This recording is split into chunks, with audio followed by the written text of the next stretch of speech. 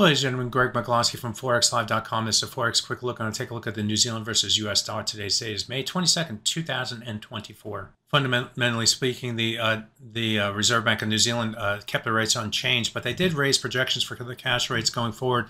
June 2025 raised the rate to 5.54% from 5.33%. That's a 21 basis point rise. September 2025 raised the rate to 5.4% from 5.15%.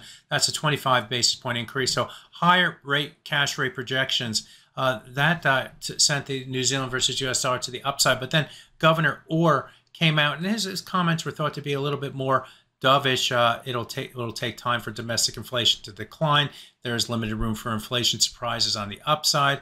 The RBNZ is pleased that inflation expectations are falling, but they need to decrease further.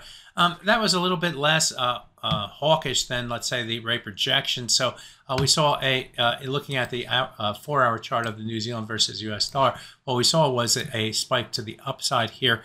And then a rotation back to the downside. Now let's talk a little bit about the technicals. And if we take a look at the technicals, that spike to the upside did take the price above the, what I call random highs that we saw earlier, or last week and earlier this week.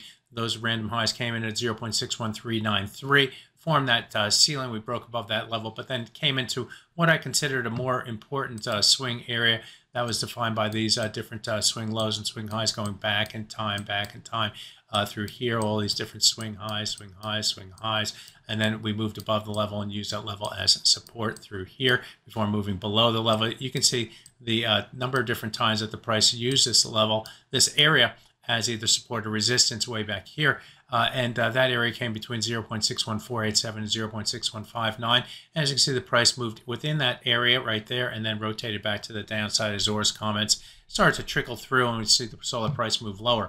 So what now? Well, the price has been trading above and below the 50% midpoint of the move down from this high going back to the month of, I guess that's December 2023 to the low price that we saw in the month of April right through here. That level comes in at 0.61096.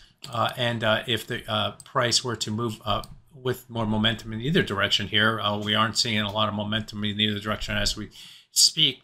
But if it were we would expect to see a rotation back down toward maybe even down to this 100-day moving average. We moved above that moving average in trading last week and have been able to stay above that level since then. That level is also near the low of this swing area through here. You can see the number of different swing lows and swing highs in that area. On the top side, if we were to rebound back to the upside, the upper swing area continues to be a level that I have interest in, that the price would need to get above, and might as well use that old random high at 0.61393 as an interim target on the top side. But over the last few hours of trading, we have seen the price stay relatively confined, trading above and below the 50% retracement as the market figures out the next shove for this currency pair. So buyers had their shot. They took the price higher, but ran into resistance on the top side. Now we're back into a neutral area and wondering which way we go from here.